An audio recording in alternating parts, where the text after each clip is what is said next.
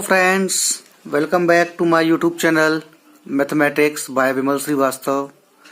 In the last video, I start the exercise 7.2 of class 10 section formula and I solved the question number 1st, 2nd and 4th. Now in this video, I will explain some more questions of exercise 7.2. Now question number 6. If 1 2, 4y, x6 and 3 5 are the vertices of a parallelogram, then find the value of x and y. So let ABCD is a parallelogram. The coordinate of A is 1, 2, coordinate of B that is 4, y, coordinate of C that is x, 6 and coordinate of D vertices that is 3, 5. So we have to find what is the value of x and y. So first we draw the diagonal. Let it is AC and BD. Clear? Now O is the point where the diagonal AC and BD are intersect, and we know that the diagonals of parallelogram are bisect to each other. Means we can say O is the midpoint of diagonal AC as well as the midpoint of diagonal BD. Midpoint of diagonal BD. So first we find the midpoint of diagonal AC. So we know that by midpoint formula, the coordinate of midpoint that is x1 plus x2 upon 2 and the y1 plus y2 upon 2. So for diagonal AC, it is x1 y1 and it is x2 y2.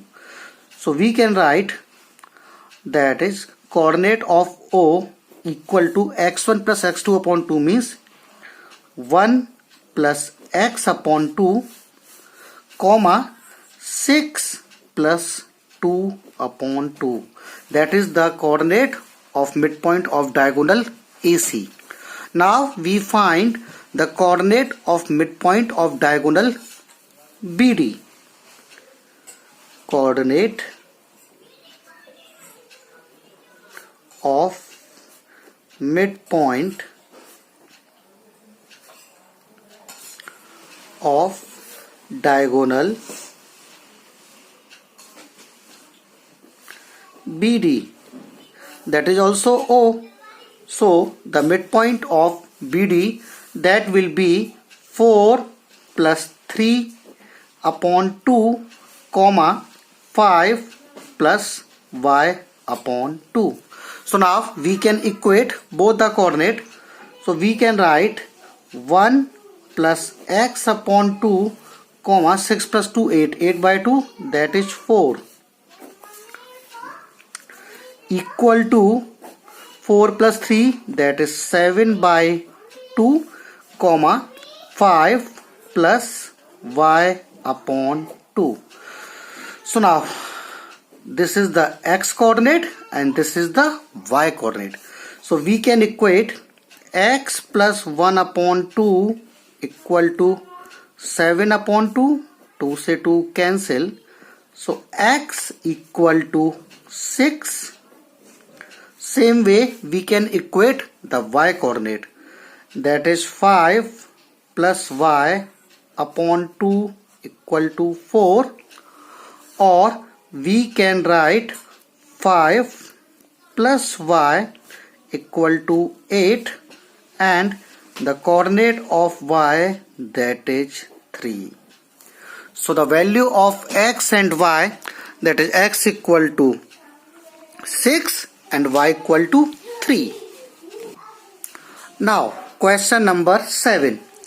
Find the coordinate of point A where AB is the diameter. The coordinate of center is 2, -3 and the coordinate of point B, that is 1, 4. So let it is a circle. The center is O and the coordinate of center, that is 2, -3 and the coordinate of B, that is 1, 4. We have to find the coordinate of point A. So let the coordinate of point A, that is x, y. We know that if AB is the diameter, then O, that will be the midpoint of diameter OB. So we can write 2 equal to x plus 1 upon 2, comma, minus 3 equal to y plus 4 upon 2. Because it is x1, y1, it is x2, y2. And in case of midpoint, x equal to x1 plus x2 upon 2 and y equal to y1 plus y2 upon 2. So when I solve, so that is x plus 1, now cross multiply. So x plus 1 equal to 4 or x equal to 3. Same here, cross multiply.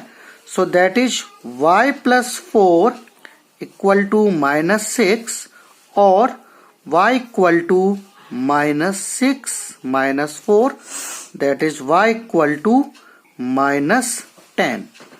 So the coordinate of point A, that will be 3, minus 10. Now question number 8. If A and B are 2 points on a line, the coordinate of point A, that is minus 2, minus 2 and the coordinate of point B, that is 2, minus 4. We have to find the coordinate of point P such that AP equal to 3/7 AB. अब देखिए इस type के questions में mistake कहाँ होती है. Normally हमें पता होता है कि जो भी हमारा रेशियो दिया होता है वो M1 और M2 का रेशियो होता है. बट ध्यान से देखिए M1 और M2 किसका रेशियो होता है? M1 और M2 रेशियो होता है AP और PB का. बट यहाँ पर हमें रेशियो किसका दिया है? यहाँ पर हमें रेशियो दिया है AP और AB का. So first we have to find the ratio AP and PB, then we will solve the question further. So AP equal to 3/7 AB.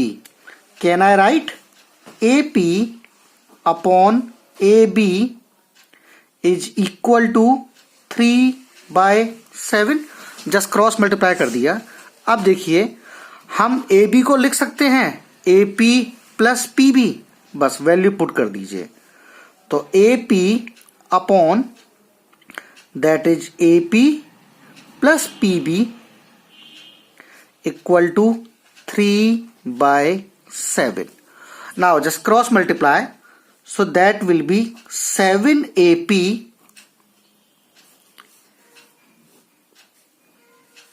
equal to 3AP plus 3PB, or we can write 4AP is equal to 3PB, or AP upon PB is equal to 3/4.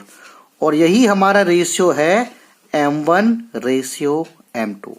अगर आप M1 और M2 की value 3 और 7 लेंगे तो question आपका गलत हो जाएगा. बस अब हमें P के कोऑर्डिनेट निकालना है. So let the coordinate of P, that is x, y. तो यहां पर x के लिए फॉर्मूला लगाइए. x equal to M1 x2 plus M2 x1 upon M1 plus M2. M1 की वैल्यू कितना है? 3. x2 की वैल्यू 2.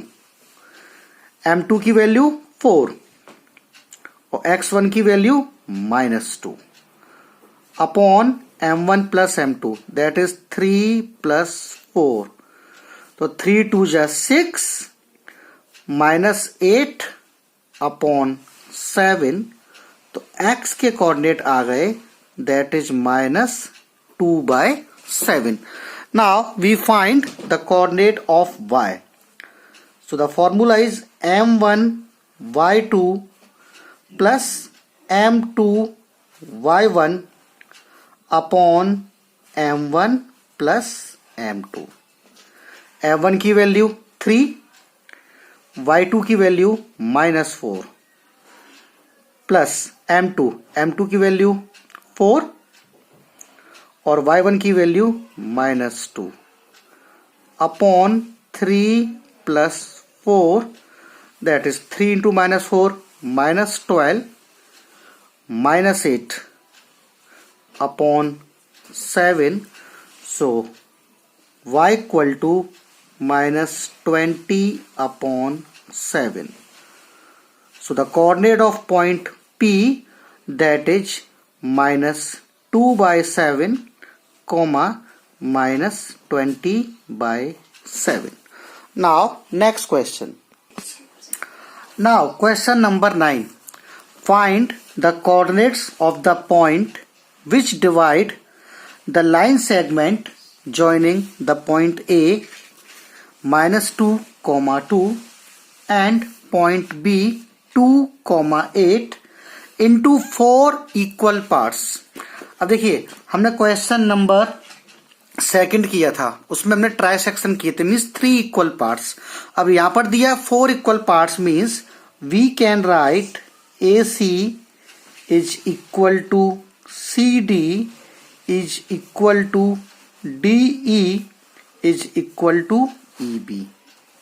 तभी तो हम कहेंगे 4 equal parts, first second third fourth, all part are equal. अब देखिए ध्यान से, यहां पर हम कह सकते हैं कि D is a mid point of AB. ध्यान से देखिए, D is a mid point of AB. देखिए डायग्राम में मैंने अप्रोक्सीमेट बनाया है तो आपको कंफ्यूजन ना हो, इसलिए बता दूं ऑल 4 पार्ट्स आर इक्वल. तो हमें A के कोऑर्डिनेट पता है, B के कोऑर्डिनेट पता है, तो हम D के कोऑर्डिनेट निकाल सकते हैं. देखिए D का x कोऑर्डिनेट क्या होगा, D का x कोऑर्डिनेट होगा -2 plus 2 upon 2 and 2 plus 8 upon 2. तो हमारे पॉइंट D के कोऑर्डिनेट क्या आ गए, पॉइंट D के कोऑर्डिनेट आ गए 0, 8 और 2 10, 10 डिवाइडेड बाय 2 दैट इज 5. तो देखिए D के कोऑर्डिनेट क्या आ गए, D के कोऑर्डिनेट आ गए हमारे 0, 5.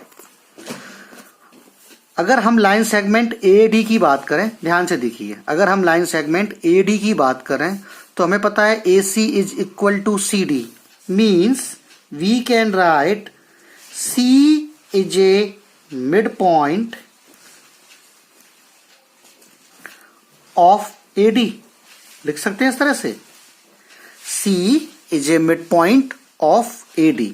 तो देखिए C के कोऑर्डिनेट भी हम निकालेंगे, वही formula x1 plus x2 upon 2 और y1 प्लस y2 अपॉन 2.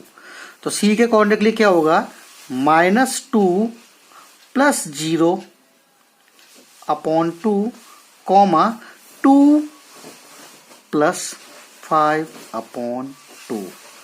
तो देखिए C के कोऑर्डिनेट क्या हो गए, C के कोऑर्डिनेट हो गए -2 upon 2 that is -1 and 5 plus 2 that is 7/2, या इसको हम लिख सकते हैं 3.5. Clear, -2 plus 0 -2 upon 2 that is -1 and 2 plus 5/2 that is 7/2 और 3.5. अब देखिए हमने D के कोऑर्डिनेट निकाल लिए, C के कोऑर्डिनेट निकाल लिए, अब हमें निकालना है कोऑर्डिनेट ऑफ पॉइंट E. तो देखिए C के कोऑर्डिनेट क्या आ गए, C के कोऑर्डिनेट आ गए हैं हमारे -1, 7 अपॉन 2. अब देखिए लाइन सेगमेंट D और B की बात करें तो DE is equal to EB. So we can write E is the midpoint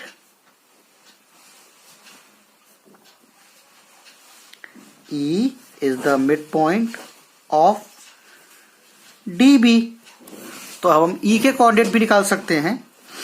तो E के कोऑर्डिनेट होंगे हमारे, देखिए 0 + 2/2, 0 + 2/2, 5 + 8/2. तो पॉइंट E के कोऑर्डिनेट आ गए हमारे, that is 2/2, that is 1, and 5 + 8, that is 13/2 और 6.5. तो ध्यान से देखिए, इसमें पॉइंट D के कोऑर्डिनेट 0, 5, पॉइंट C के कोऑर्डिनेट -1 और 7/2, और पॉइंट E के कोऑर्डिनेट 1, 13/2 और 6.5. 1, 13/2. Now next question. Now question number 10. Find the area of rhombus ABCD where the coordinate of A is 3, 0, coordinate of B that is 4, 5, coordinate of C that is -1, 4, and coordinate of vertex D that is -2, -1. देखिए हम जानते हैं area of rhombus का formula होता है 1/2 into D1 into D2, where D1 and D2 are the diagonals. So here the diagonals are AC and BD. So we can write 1/2 into AC into BD. AC means distance between vertex A and C, and BD means distance between vertex B and D. अब देखिए distance AC हम कैसे निकालेंगे. हमने last exercise में देखिए distance formula के question solve किए थे, तो सेम वे हम निकालेंगे. देखिए डिस्टेंस फॉर्मूला का हमारा फॉर्मूला होता है x2 - x1 whole square plus y2 - y1 whole square. तो यहां से हम लिख सकते हैं AC equal to the coordinate of A that is x1 y1, the coordinate of C that is x2 y2. तो x2 - x1 means -1 - 3 whole square plus y2 - y1 that is 4 - 0 whole square. इसको हम solve करेंगे तो -1 - 3 that is -4, तो -4 का square that will be 16 plus 4 का square 16. So AC is equal to √32, और we can write that is 4√2. अब देखिए AC क्या है, डिस्टेंस है, तो कोऑर्डिनेट ज्योमेट्री में हम डिस्टेंस को मेजर करते हैं यूनिट में. तो देखिए AC की वैल्यू क्या आ गई, AC की वैल्यू आ गई 4√2 unit. Now same way we find the distance between vertex B and D. Again same formula, x2 - x1 whole square plus y2 - y1 whole square. तो B के कोऑर्डिनेट हो गए x1 y1, D के coordinate हो गए x2 y2. तो x2 - x1 means -2 -4 whole square plus y2 - y1 that is -1 -5 whole square. तो इसको हम सॉल्व करेंगे तो -2 -4 -6, ये आपका आएगा 36 प्लस -6 का स्क्वायर अगेन 36. तो BD की वैल्यू आ गई √72, और इसको अगर हम सॉल्व करें तो इसको लिख सकते हैं 6√2 यूनिट. बस अब हमें क्या करना है, AC और BD की वैल्यू फॉर्मूले में पुट कर दीजिए. So area is equal to 1/2 AC into BD। 1/2 AC का वैल्यू 4√2 इंटू BD का वैल्यू 6√2। अब देखिए ये √2 और ये √2, ये 2 cancel. So the answer is area of rhombus that will be 24 square unit. एक बात हमेशा याद रखिए, मैथमेटिक्स में जब भी आप कोई आंसर लिखते हैं तो उसकी यूनिट जरूर मेंशन करिए। अगर लेंथ है तो मीटर में, एरिया है तो मीटर स्क्वायर में। अगर कोऑर्डिनेट ज्योमेट्री में हम लेंथ निकाल रहे हैं तो वो लेंथ आपकी यूनिट में आएगी, और अगर आप एरिया निकाल रहे हैं तो वो एरिया आपका आएगा स्क्वायर यूनिट में। So the area of rhombus ABCD that is 24 square unit. इसी के साथ हमारी एक्सरसाइज 7.2 फिनिश होती है। नेक्स्ट एक्सरसाइज में हम स्टार्ट करेंगे एरिया ऑफ ट्रायंगल। तो अगर आप सभी को वीडियो पसंद आया हो तो वीडियो को लाइक करें और चैनल को सब्सक्राइब करें। Thank you.